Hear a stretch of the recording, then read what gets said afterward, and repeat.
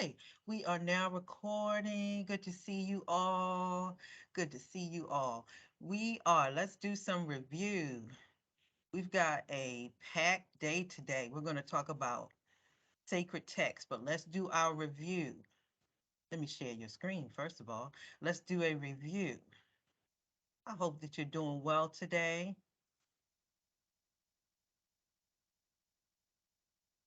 All right. Can you believe it? All right, let's take a deep breath. We are halfway there.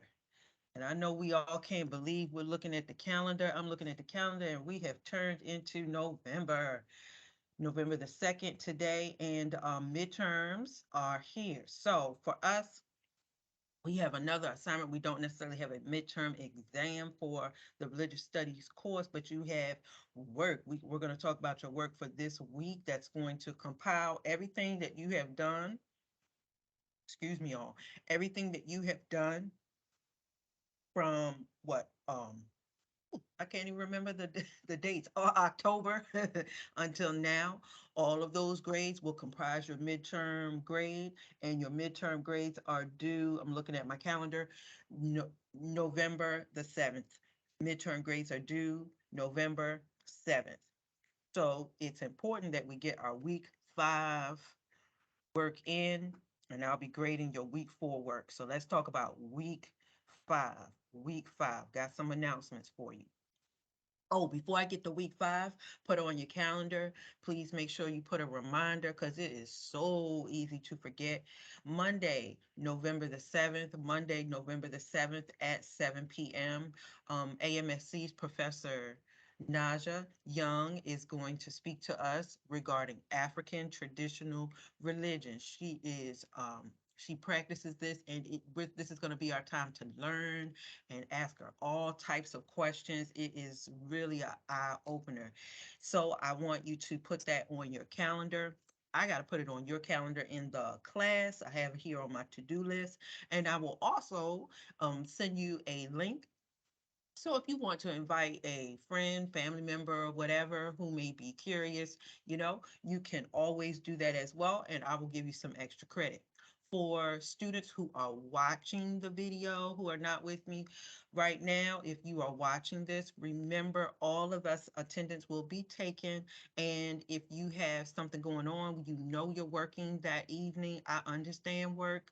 I get it, and you got to make sure you keep your job. But please let me know that you're working. For the rest of us, if you're able to make it, please, please, please be there Monday, November the 7th. If anything is, coming up, you have some type of obligation, you got to let me know. Attendance will be taken on Monday, November the 7th with Professor Young's guest lecture.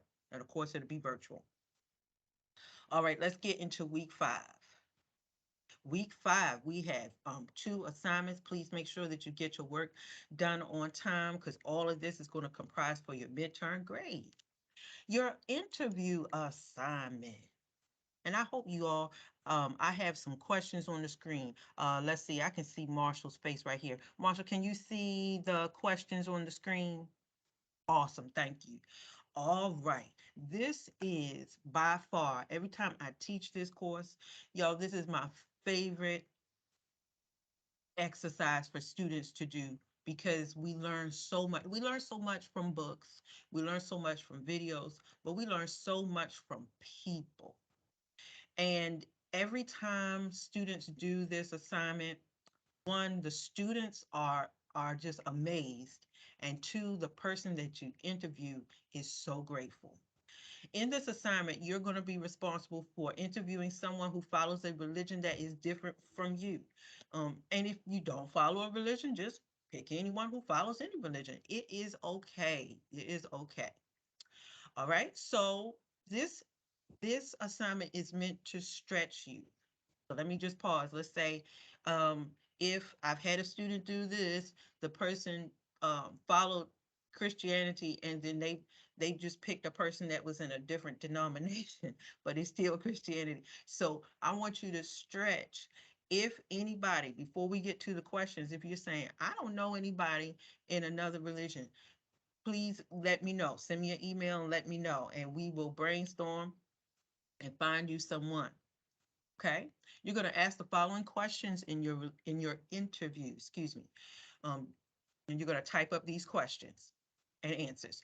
Were you raised in the religion? If not, tell me about your conversion to it. Two, what is the religious background of your family, your parents, or the people who raised you? Three, what are people usually surprised to find out about your religious beliefs? This is a really good one because people are like, people always think we do this or people always think we do that, and you're going to find some good things. Number four, what do you enjoy most about your religion? And number five, what do you want people to know about your religion? And then you can summarize, what you learned. Did it open your eyes? Maybe you learned something new. Did it change your view about something? Listen, it does not mean that you're going to follow what the person is doing. It doesn't mean that you're going to switch your religion. No, remember, we are in a religious studies class. Remember, we talked about participant observation and different ways that we can study people and different ways that we can study religion. Well, this is another way that we can study it is by reaching out to actual individuals who practice another religion. So, if you could drop me an email, don't say it right now, but if you don't know someone of a different religion, it's okay. But just drop an email, or some of our classmates may know of individuals that we can help you out. But listen, I'm going to say this: it's not an excuse. Say I didn't know anybody and you didn't do the assignment. Okay, so we're going to reach out. We're going to try to help you, but I don't know if you need help if you don't reach out. All right. Chapter 5. Chapter 5, we're in chapter 5 this week. And your discussion, we're going to talk about sacred texts in just a second. Each religion has a book or has scriptures, it has something written down for people to follow. Now, I think you're going to really enjoy this video. You're going to watch this video on Hindu sacred texts. Hindu sacred text. And you're going to watch that video right up here. And then in your discussion post, you're going to answer the following questions. You're going to discuss the importance of these Hindu sacred texts to their overall religion.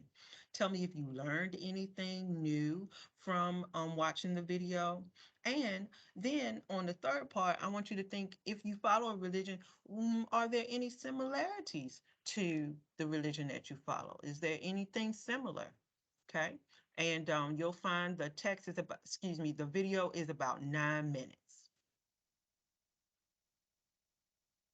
All right. Let me pause right here and let me come right back to you and answer any questions that you may have.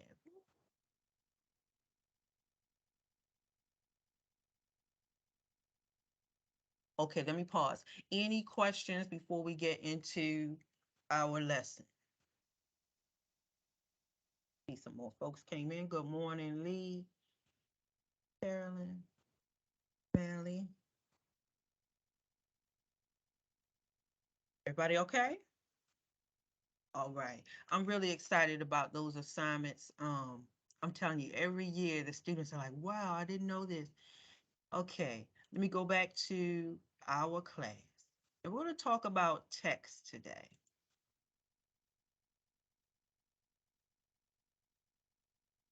One second.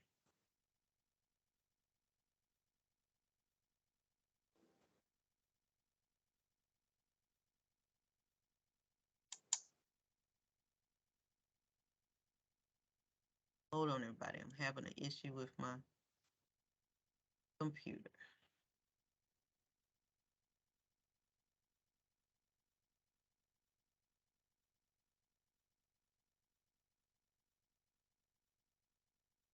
Students, just stand by. I'm trying to pull up our lesson and I'm having a little issue.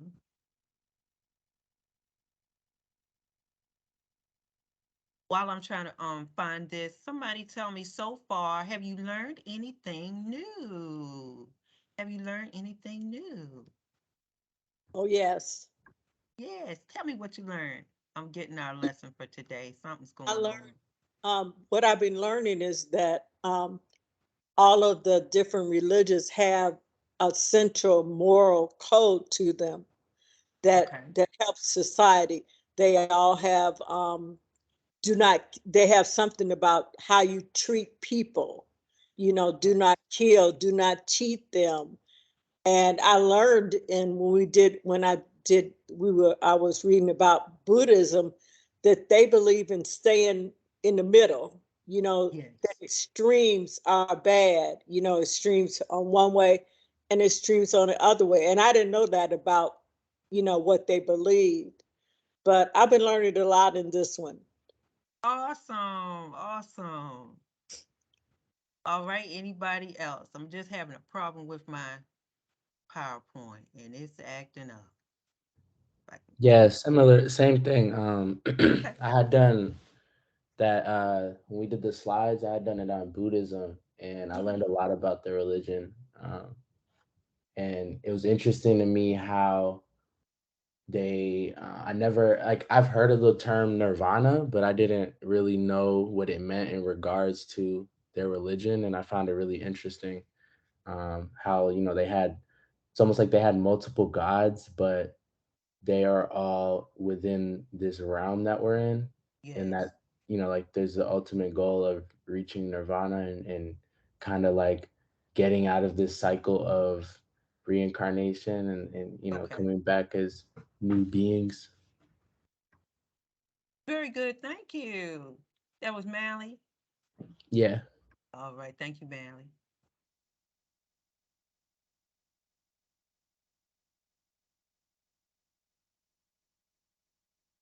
Anybody else want to jump in there? You can.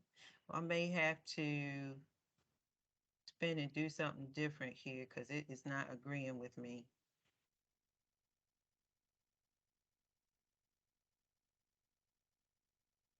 Yeah. All right. Sometimes things do their own thing. It not loading. Professor, this is Marshall, and mine was Hindu, and me and my wife was doing it. She was Ah, helping me do the slides, but we got kind of afraid of some of the figures and some of the images. I was telling her, get that stuff out of here.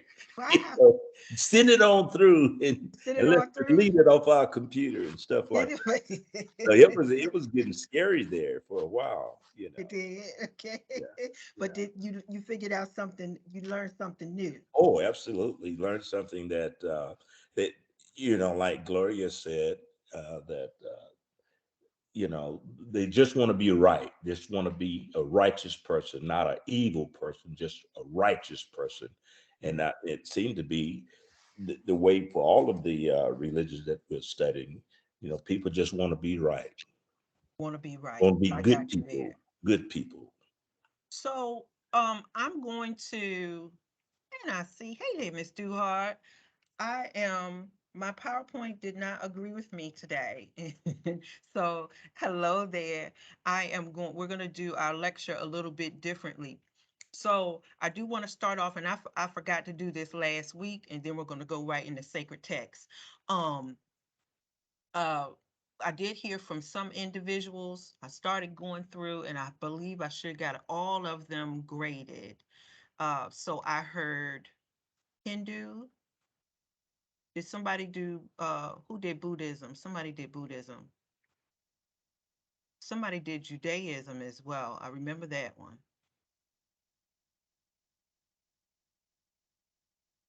We had a good mix, and I liked how you stretched yourself, didn't you?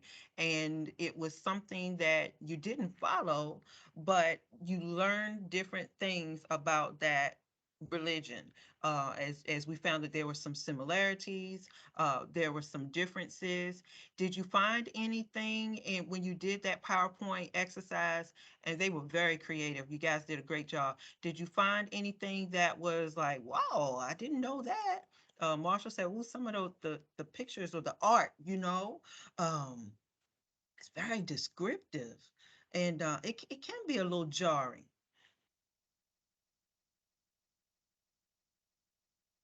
Mally talked about nirvana, finding peace.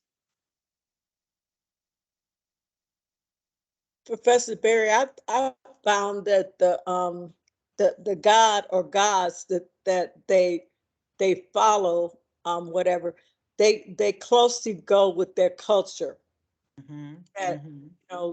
religion and culture goes together, because whatever they decided on, Hmm. you know, thousands of years ago, that was in their culture, and so it made sense to them.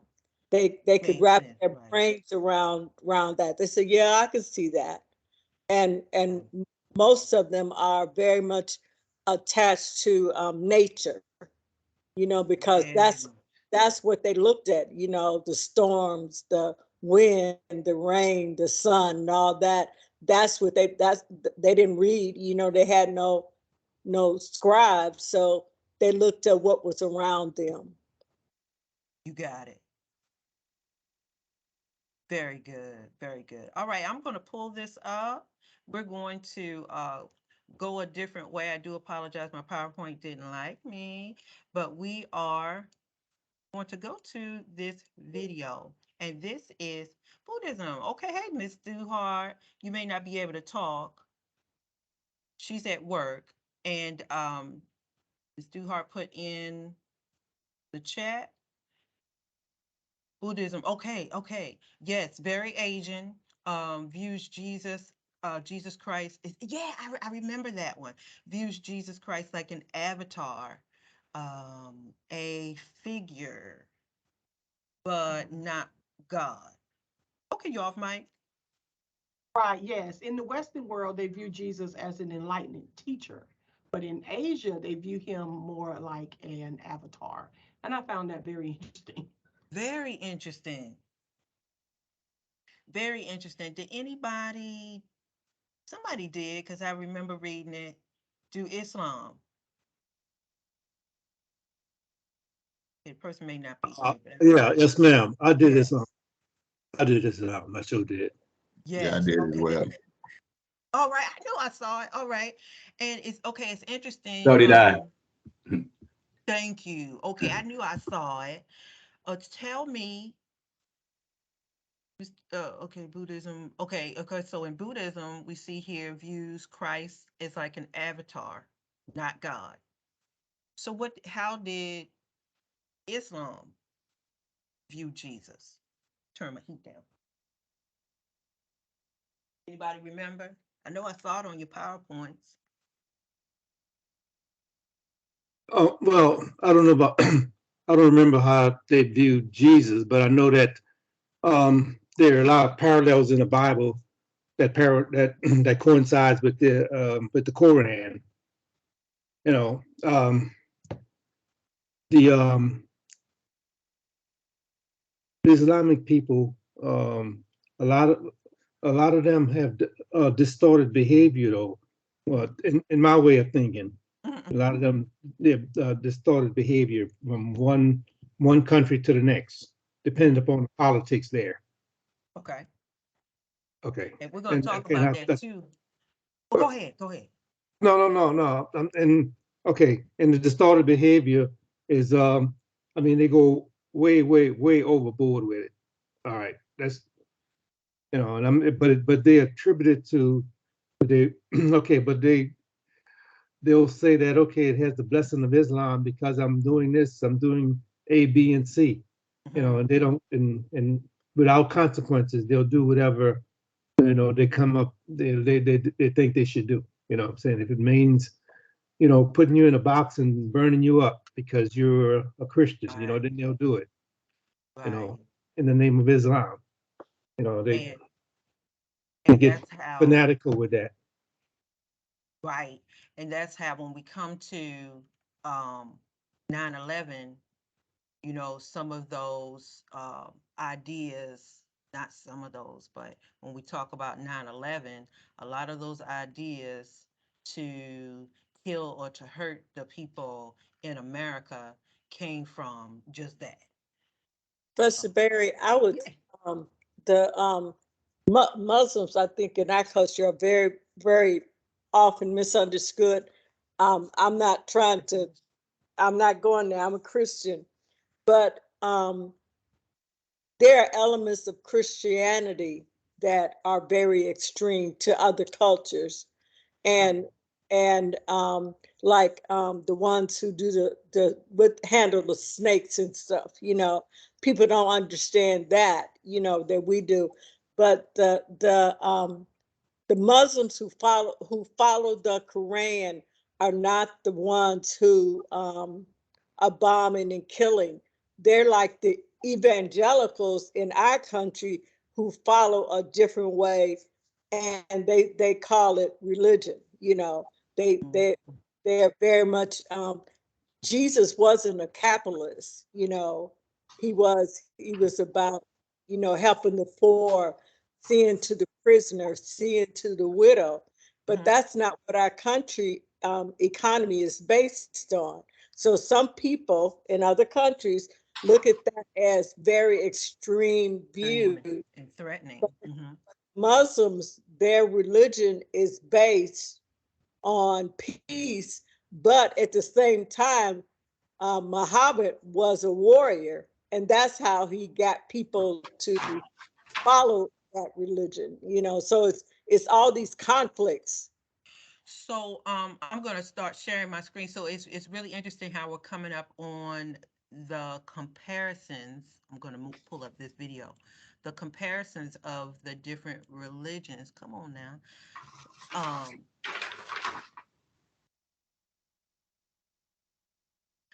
How one religion will be more, what's the word? Aggressive with their thinking, and another, could be a bit more passive.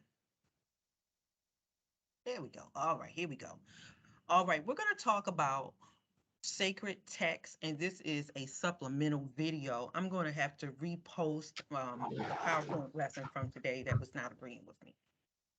All right, everybody, make sure your microphone is muted. We're going to explore, take some notes. We're going to explore some of the religions and their texts. So when we talk about texts, we're talking about their book. Okay. When I say their book, like their holy book, for Christians, it's the canon or the Bible. For Muslims, they are going to hold dear to the Quran. For Jewish, they're going to hold to the Torah. So there is some type of text that, remember we talked last week about what is sacred and what is secular. So the text or the book or the scriptures, give them words to live by. Here we go.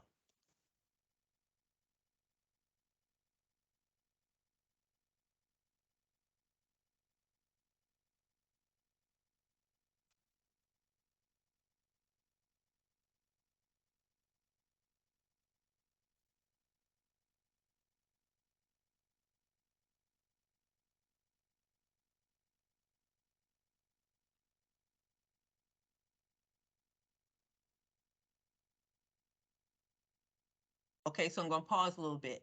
So we have Islam. Let me go back because this isn't very long at all. Islam, founded about 7th century AD.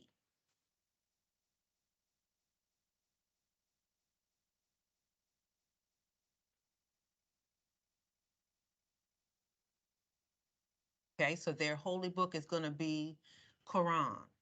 Make sure you know which one goes with each religion. Their holy book is Quran, Islam.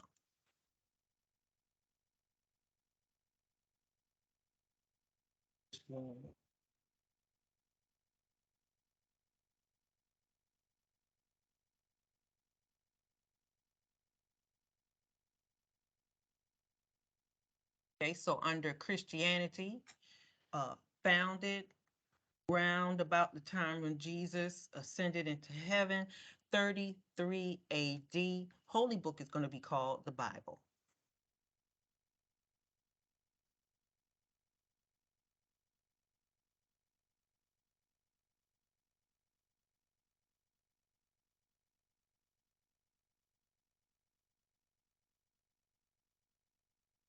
Okay, so let's pause right here because that's a long word. Let's go back a little bit because it moves fast.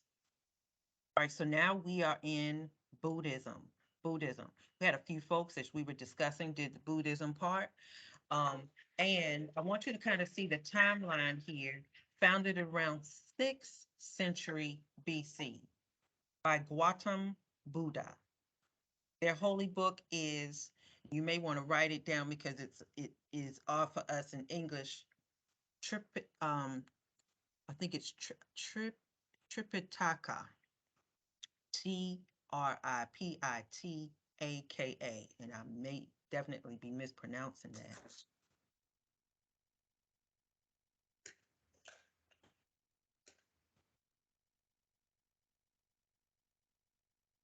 Judaism.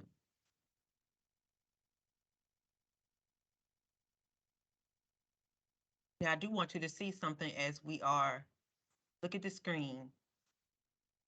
Judaism, as we're taking some notes here, founded around 2000 BC. So, which one came first? Judaism or Christianity? Somebody open your microphone. Judaism. Judaism, especially my Old Testament scholars. So Old Testament chronicles, those scholars will meet tomorrow, but the Old Testament chronicles the Israelite, the Hebrews, the Jewish people. And then in the New Testament, Jesus arrives and we have a new way, a new religion, Christianity.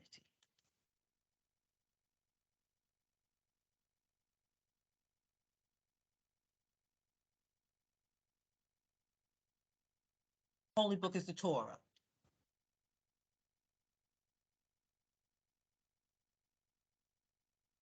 We've got Hinduism, founded about 2500 BC. No founder attributed to it. And their holy book are more than one, the Vedas and the Bhagavad Gita.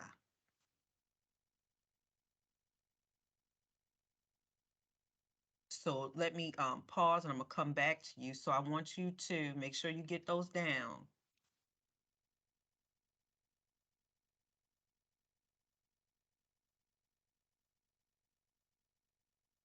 Okay, make sure you get those down. All right, so for Judaism, what is their holy book?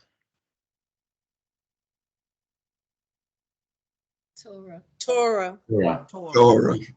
Okay.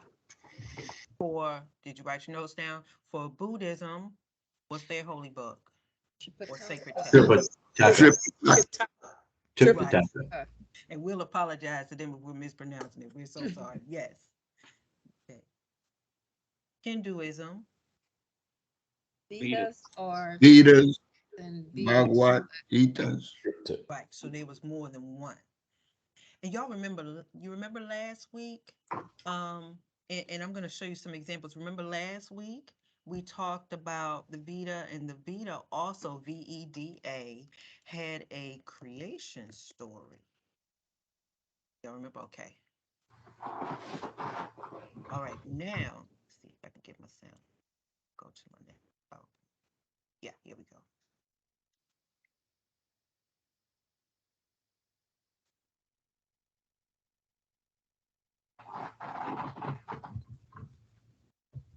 All right.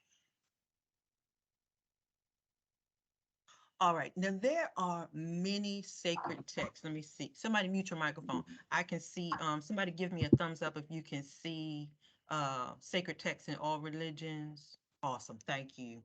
All right. Yes. Thank you.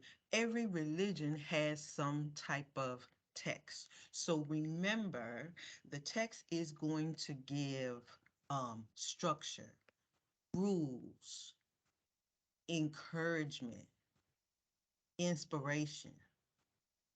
Um, think about this, think about the sacred text that you may read. The sacred text will also give, remember we talked last week, origin stories. How did we get started? Who started it? Who are maybe the patriarchs of that particular religion? Who are the people or persons that you um, go back to and look up to? Okay, so some of these we already talked about: the Bible, the Torah, the Quran. Latter-day Saints, Book of Mormon. Baha'i Faith, they have what's called the Most Holy Book. Zoroastrianism is the Avesta and Gathas. So with every, I just wanted you to see this list, with every type of religion, we don't have to agree with it, but there's some type of text, there's some type of book, there's some type of something that people gathered around to write down what that was important to that religion. Okay, so Professor, yeah, yes. back on that, I found it was interesting reading in our chapter that the Mormons book of, what was it? Book of The Book of Mormon. Book of Mormons is what they call open, in that they're actually still writing it, whereas those other books like the Bible, the Quran, they are what's called closed. Oh, So there are no additional additions. But for the Book of Mormons, I think there's since its inception, there's several thousand additions that have been added. I thought that was very, very interesting. good point, Scholar. So with this, you're right, Christianity, Islam, Judaism, those books and more are closed. If you open, if you find, I'm looking for my Bible here on my bookshelf, but even if you go to the last chapter of the book of Revelation, it clearly says, we're not adding nothing else to this book. This is what it is. Nothing added, and nothing's going to be taken away. The canon is closed. And so for Christianity, we call it the canon. Just, those books came together, and we're not adding nothing else to it. That's a very good point. Very good. Let me ask you this. I'm gonna pull up our lesson. Let me ask you this. Let's stay on that question. Why do you think that religion, and we don't have to follow it, y'all, but why do you think they said we're gonna keep it open? Why do you think they would keep it open? The new revelations, I guess. Maybe a new revelation. Maybe we got to add something. We don't know what their creator's gonna say or something. Like they added, Black people in the beginning. That's why marriage is so important. You married in heaven. We weren't included, but then now in society, Blacks are accepted, and they open the book to include marriages with other people. Oh, wow. Okay, yes. Yeah, maybe they're adding in other exceptions. I wonder how they did that, and James provided the answer. The book is open. Okay, are you talking about in the Book of Mormon? Yeah, Okay, I apologize. Okay, yes. Yeah. Okay. that's So what they. in that particular religion, perhaps they are, and we're just speculating here, we're discussing, they're keeping their mind open, maybe, that we can add something. Now I wanna add this in here too before we go to our questions to ponder. Um, think about these other religions, or maybe the one that you follow. Most of them, following up on what James said, most of them keep them closed. Why? Christianity closed book, Quran closed book, Torah closed. Get nothing in those. Well, in the case of the Quran, in that particular case, it's a little bit more, I guess, simple, because the Muslims believe that the Quran is the perfect word of God, and he dictated. Mm-hmm. Uh, Mm-hmm. the it's more interesting with the other book, like the Bible, um, in that I guess it seems like to me that God could still send inspired words to someone if there were a spokesperson. But Mhm.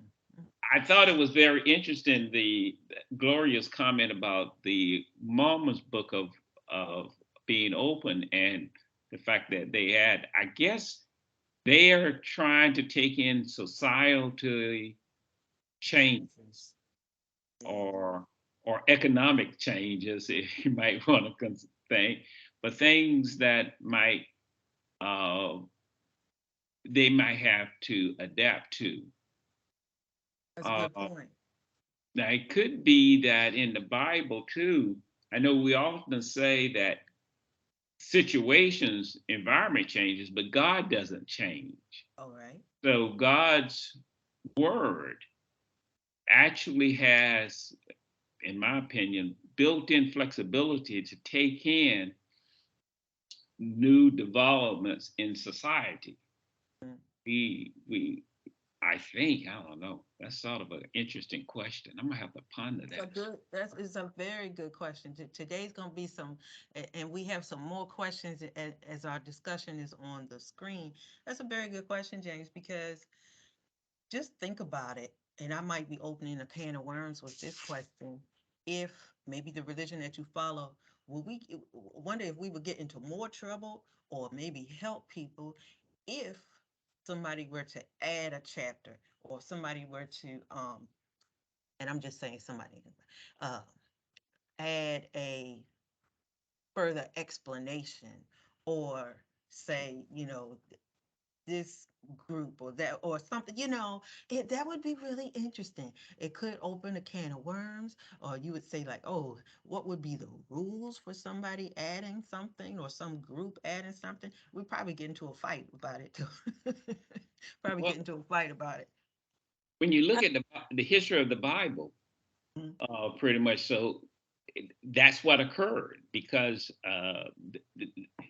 the Bible didn't come together in a pleasant, easy, agreeable. It was a Right. real uh, nip and tuck, and And that's why certain books didn't make it in. that's why I'm saying, and that's why various denominations, for instance, the Roman Catholic, they got their version of the Holy Uh, Book, uh, uh, and so even within the Christian framework, sure. there are different versions of of the accepted Holy Right. Bible.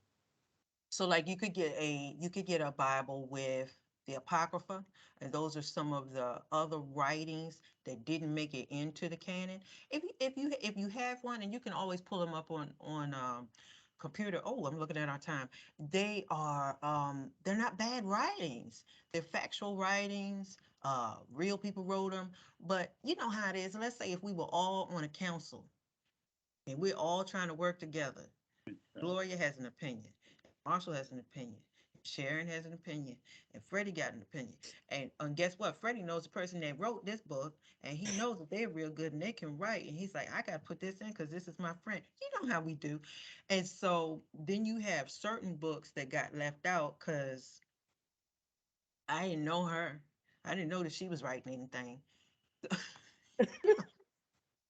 You know how we do. All right. Okay, we're doing good.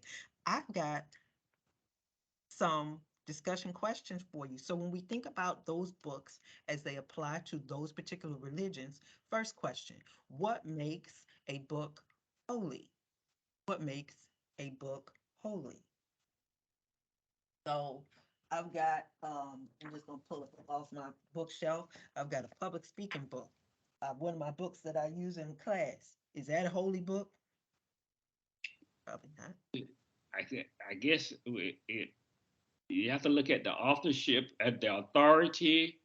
There's a whole lot of stuff you have to look at, but I think the authority, authorship and the authority uh, probably going to be two of the key things on determining whether it's accepted as holy. Authorship, Yeah. authority, and then can I Yeah, I put think this in al- here too? Go ahead. also the subject matter. Yeah. Subject matter. And when it Talking. was written. Mhm. When it was written. Okay, hold that one, Gloria. Lee said, y'all made me forget. Lee, your comment was, did you say authorship? The subject matter. Subject matter. Okay, I'm sorry. Tell me a little bit more about that. And Gloria, don't forget your point because I'm coming to you. Well, I think if it's a holy book, then it's going to have a holy subject. It's going to have to refer to either religious rituals or something that is holy rather than your everyday conversations. All right. So what makes it holy? It's got to deal with holy matters, spiritual matters, dealing with something in that religion. We're not talking about necessarily how to cook your turkey for Thanksgiving. It might talk about food, but it's going to talk about it in a spiritual or a religious aspect. So this holy book is going to refer to people in a holy sense. It's going to refer to some type of creator or something in a holy sense. Um, Ways to live in a holy way. So it's the subject matter is definitely just that, sacred. And Gloria, I'm coming back to you. Um, Sorry, my memory just went bad. When it Wait. was, When it was written. So I'm gonna challenge you on that. So most of the holy books are old, aren't they? yes. They're ancient. They are ancient. So here's we got a lot of questions in this class. Does it mean that holy books cannot be written today? Mm. Like her question. No, Yeah. in one sense, yes, and I guess in another sense, no. Um, you Yeah. nowadays, you would have to have it vetted so many different ways. They would have to find out the whole life of the person who wrote the book, before they would accept it as holy. They would have to look at everything he did Yeah. or where did he come from. But they did that with Jesus, so it's the same way that when you would talk about the religious councils, that they were the ones who vetted the book, that Sure. what would go in the book. So what But I hear, I'm sorry. So what I hear you all saying is no matter what whose religion it is, whether it was Islam or Christianity or Hinduism or whatever, there was a process for those yes, words getting together. yes, Professor, let me just add one little thing that because even today religions are still being, I use this term, created. True. So therefore, those newer religions, sometimes when we think about holy books, we're thinking about those older religions, the ones, Yes. But uh, good or bad, there are still being religions, if you would, created. So Yes. those religions are establishing, if you would, new holy books that they go by. But I think but back to Gloria's point, your point is the same process has to be in place for Right. that book to be accepted within that religion. In that Uh, religion. uh, that process of who wrote it and what it means and what it covers has to still So be. what I hear you all saying is we just can't just throw a book in there or we throw a book together. We just can't say, I got a new holy book for this religion. There's going to be a process of scrutiny. Um, I like how Gloria said, well, they're gonna tear apart that author. Who is the author? Where'd you get this information from? Is it real? Okay. All right. I, Professor, Yes. Go how did ahead. he live? I um I lost my thought. But you know how we do political figures now. We Oh, know yeah. every aspect of their life. Who they married, when they married, who they cheated with, who they didn't cheat with, everything. We know, and so we would put that process on them. Yes. What did they do? What didn't they do? Where did they come from? But I'm saying that, and I keep going back to that's what they did to Jesus. Where did he come from? Can anything good come out of where he came from? Mm-hmm. But I think I keep hearing as we have this discussion, nothing new under the sun. Mm-hmm. So I think that as much as we think that we have to find new new scriptures for new situations, I think there is nothing new under the sun, and it's in it for me. It's in the Bible. You Mm-hmm. just have to dig it out. Very good. I heard another student. Yeah, Professor, it was Marshall, Go. and and I was thinking along the line that will there be a new religion? And I believe the class is leading to that. I believe that there will be another religion, a new religion, and start anew, even in this day and time. It doesn't have to have the background like our Bible does, like Jesus at 4,000 years now, but Right. they can start anew, almost like a cult, and just start writing now and start it And from and right do now it. That's and right. start their Bible and call it whatever they want to call it. And Yes. so True. I think that just like cults and just like even political parties, we're going to have a different political parties even in America. It's Oh, yeah, just we not going to be have to those two empty in the all independents. It's going to be something separately different different. because of Right. the way things are going. And I think religion is going to be that way too, because we have a cross section of different people now. I mean, you have boys want to be girls and girls want to be boys and boys want to play girls sports and girls want to play boys sports and it's just different. And cults going to jump on that and start anew and start new religion and new books and it's going to be what you believe. But I'm going to stay with the Bible. I'm going to be You on gonna stay, Jesus' side. you gonna stay with that book. That's it. Lord, All right. So yes. All right. This is good. This is good. All right. So as we talk about the book, look at our second question. How we doing here? Which comes first? The holy book or the religion it is associated with? Which comes first? Chicken or the egg? The religion. The If you look at religion. most of the cases we've studied, well, there may be one example I'll mention, but in most cases, the particular in the case of the Bible and the Quran, all of those were oral stories that occurred long before they started writing down the scripture. The one exception, of course, may be the Quran, in that the Quran was dictated to Muhammad. Prophet Muhammad uh, over a period of some years. Yes.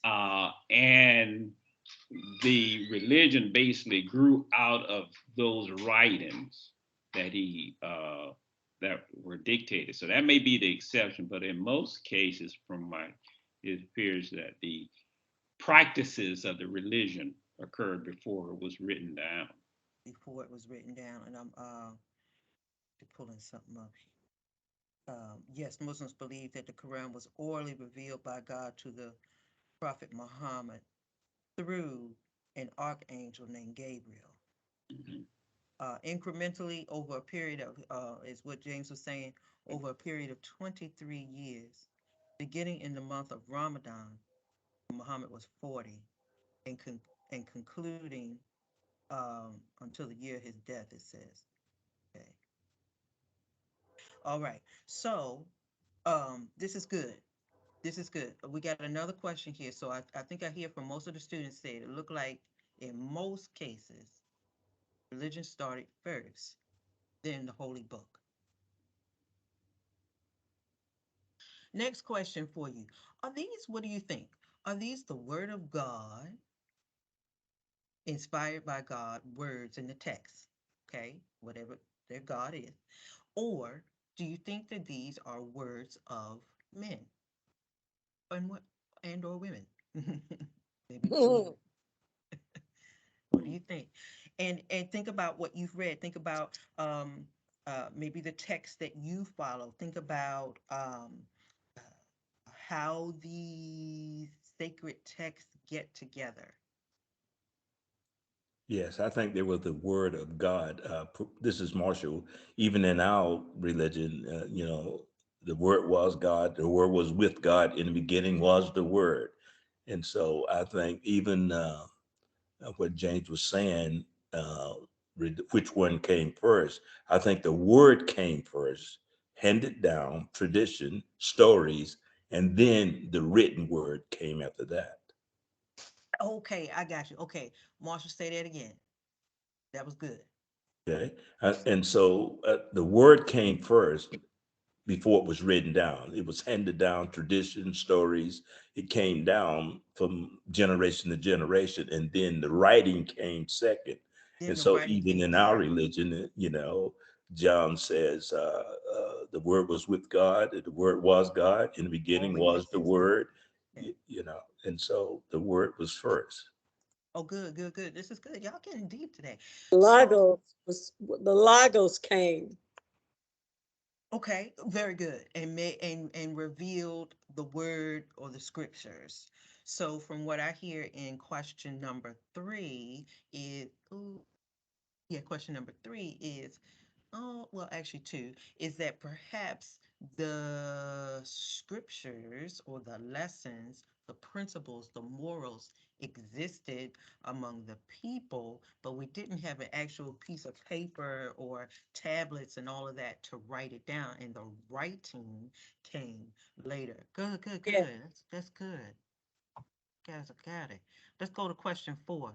If other religions, think about this deep, if other religions have other sacred texts, what makes us think our holy book is more sacred than theirs? That should be than theirs. If other religions have sacred texts, what makes us think our holy book is more sacred than theirs? What would you say to somebody who's asking you that?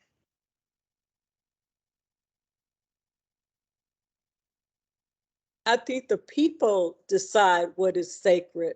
Yeah. You I know, think what you believe as well, Gloria.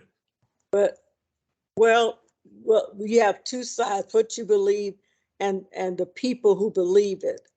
And the people who believe it, they kind of decide that that is the sacred text, and they're going to follow it. I'm talking about, like at the beginning of time. That's how we get these. People have to say, the people have to decide that they're going to follow whatever that text is, and Mm-hmm. that becomes the sacred text for For those them. for that group. you know Mhm. so I wouldn't tell somebody that their Right. book wasn't holy, because Okay, okay, okay. for them it's holy. For Just them, like it's holy. somebody couldn't tell me that the Bible wasn't holy, because I believe the Bible to be holy. So from what I hear you Yeah, saying, I hear Lee, go ahead. well, it seems like, as what Gloria was saying, it would be an individual choice.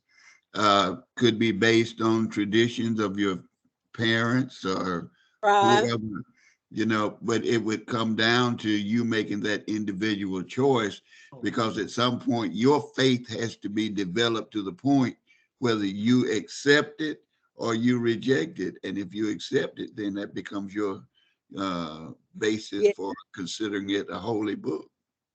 Right. so so that's a good question I want to raise. I know where I want to highlight one more thing before we go. That's a question I wanted to raise to you all as we're in. What's the name of this class? Religious studies. As we're studying religion, right? Do we do you over your lifetime have you observed followers of different religions saying oh, that's garbage over there. That's junk, or their book or their Bible or their text. We'll call it a text. Their text is junk. We'll say junk or something. Somebody may say that. I see some heads nodding, right? I'm not saying that you said it, but somebody may Oh, say that about that group, and they believe a bunch of junk, and oh, they might as well just throw that away, or they just burn that. You ever hear people say stuff? Professor Berry, I had a classmate in grammar school who said that she was a Jehovah Witness. And that was the first time I'd run into anybody that was negative about anybody's religion, you know. Um, and she was like just on it all the time. But she is the only one that I've run into, and she was so young. We were in Wow. seventh and eighth grade, and Wow. she was that way. Wow. Wow. Wow. All right. I recognize we're short on time. I want to highlight this. We may have to continue this next week. Um, can everybody see my screen real quick? It says contents of sacred text. Thank you, Marshall. All right. Every sacred text, the Quran, the Bible, the Veda, is going to have these things: teaching, narratives, and directives. Teachings about your eternal truths. What does that religion believe to be true? And in every book or every sacred text, there are going to be stories about how we got started. Remember the creation stories last week? So we had um Bible stories about how things were created. We have the native religions stories about how people got created. Okay. They're going to be teachings on wisdom, and you're going to get your theological foundation of the faith. So every sacred text is going to tell you this is what we believe, this is what we don't do. So you have, and every text is going to, I think next week I'm making myself a note. I'm going to pull some examples so that we can look at things side by side in the different texts. But every text is going to tell you this is our God, or creator, or whoever, and this is the theology. This is what we think of God. This is what we think of people. This is how we interact on the earth. All right. Second part, every sacred text, how we doing here, has a narrative about how we got started. It has history. It has history. Those that are with me, for example, in the Old Testament course, we're going through Old Testament is a bunch of history. A bunch of history, how we got started, how these Jewish individuals moved from place to place. Quran, the same thing. The Vedas, the same thing. You're going to find stories of the founder or founders, just depending on the religion. Okay. All right. And then lastly, you're going to have directions or directives. How do you practice it? What do we do? What are some prayers and the hymns that we sing? Um, um, we'll pull more examples next week because I recognize we're running out of time.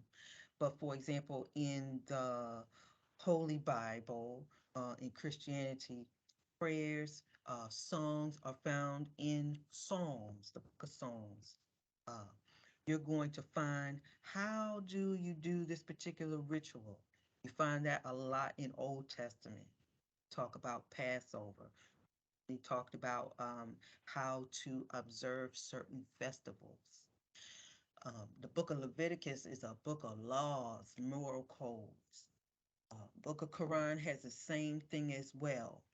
So you're going to see codes that are going to tell people how to act.